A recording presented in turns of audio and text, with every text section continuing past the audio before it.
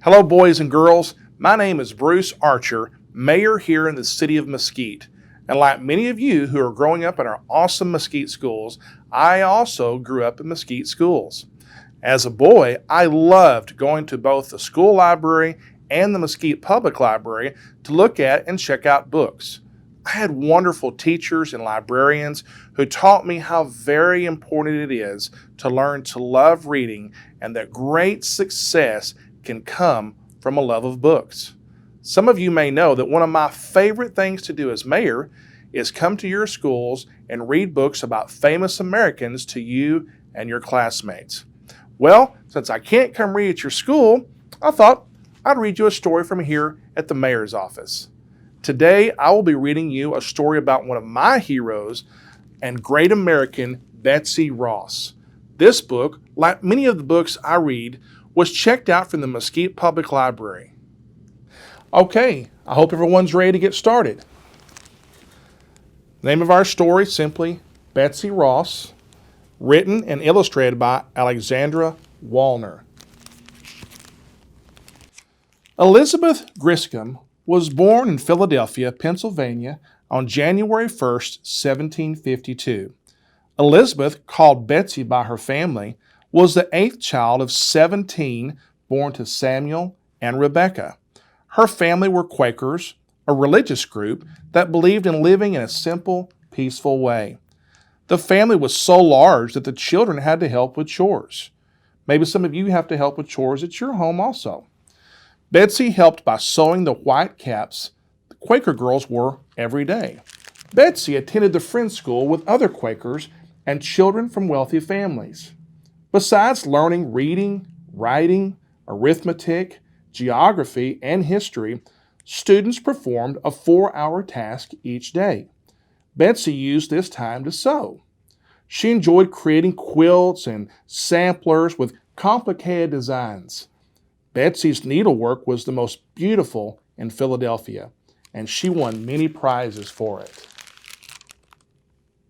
When Betsy was a teenager, she begged her parents to let her work outside their home. Her parents agreed to let her work for an upholsterer, sewing the coverings for sofas, chairs, and other furniture. In the shop, she met a worker named John Ross, and they fell in love.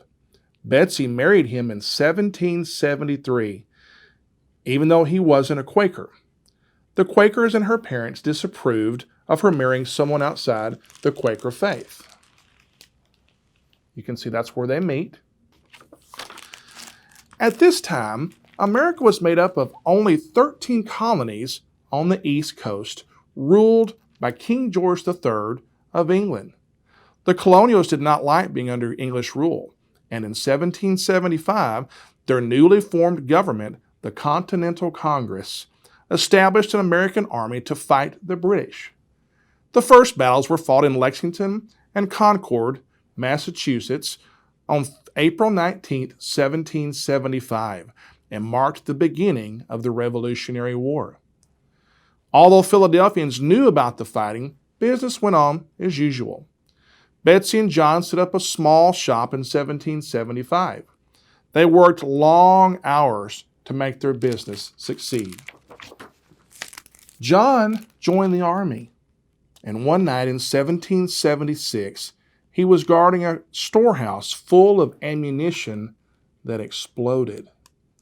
For months, Betsy nursed him with herbs and home remedies, but despite her care, John died.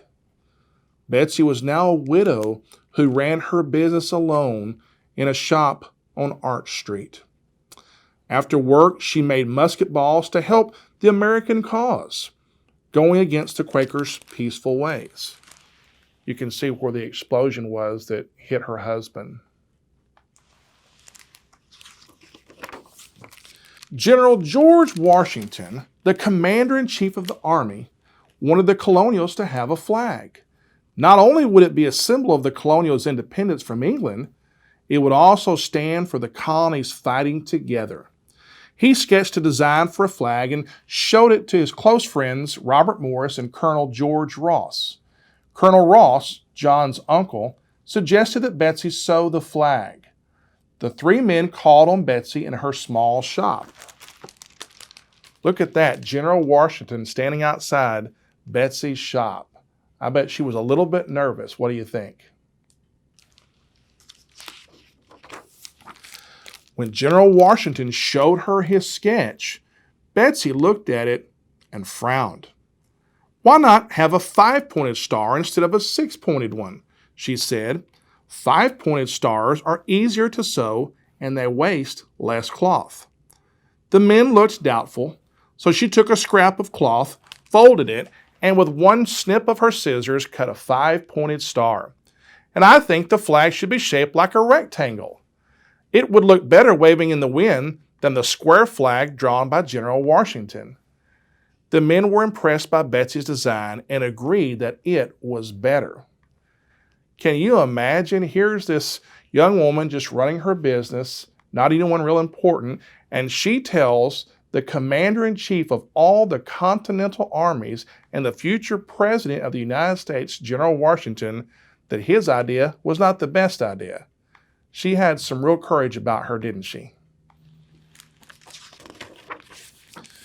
Betsy took great care in making the first American flag. She sewed 13 stars shaped in a circle on a blue field. She placed it against 13 red and white stripes. On July 4th, 1776, the Declaration of Independence was signed. The 13 colonies became the 13 United States of America. On June 14, 1777, Betsy's flag was described at a meeting of Congress and a resolution was passed. The minutes of the meeting read, "Resolved that the flag of the United States be 13 stripes, alternate red and white, and that the Union be 13 stars in a field of blue, representing a new constellation." During the war, Betsy became well known for her beautiful flags, but her reputation as an upholsterer grew as well. She got many important jobs. She worked for Benjamin Franklin, the Society of Free Quakers, and the State House of Pennsylvania. In 1777, Betsy married Joseph Ashburn, a sea captain. Joseph was often away from home. During one of his voyages, British soldiers occupied Philadelphia for a few months. Many citizens left the city, but Betsy stayed to run her business. She was polite to them, but she always let them know whose side she was on. The soldiers came to respect this lone, hard-working woman and called her the Little Rebel. Betsy Ross had a lot of courage and bravery about her, didn't she? She wasn't afraid to do what she thought was right for her country. During a sea battle with England, Joseph was taken prisoner. In 1782, when the war was over, Betsy learned from a friend, John Claypool, that Joseph had died in an English prison. Meanwhile, Betsy and Joseph's first child, Zillah, had died, and their second child, Elizabeth, had been born. Now Betsy was a widow again. John Claypool and Betsy's friendship grew. In 1783, John became Betsy's third husband. They joined the Society of Free Quakers, which permitted marriage outside the faith. Betsy could worship in the church once again.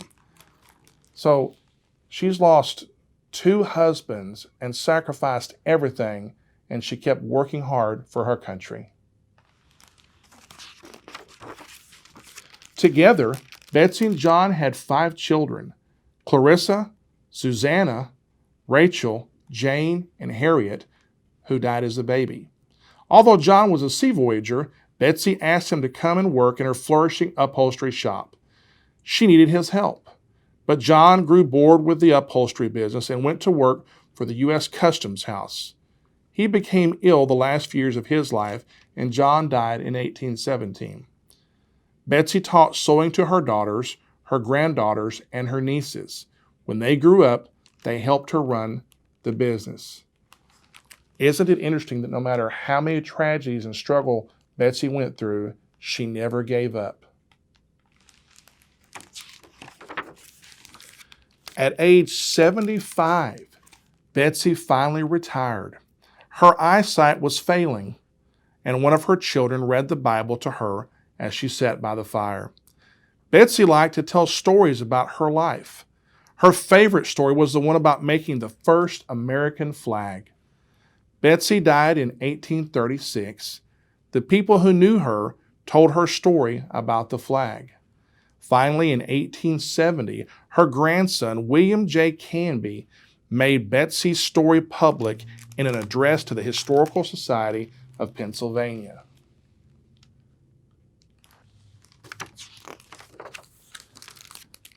Betsy was buried on Arch Street in the garden of the house she once ran as an upholstery shop. The flag of the United States flies 24 hours a day over her grave. And you can see the flag flying there at her old building by her grave. Well, boys and girls, I sure hope you enjoyed the story of this great American patriot who made such a difference for our nation. You know, we can really learn a lot from Betsy Ross.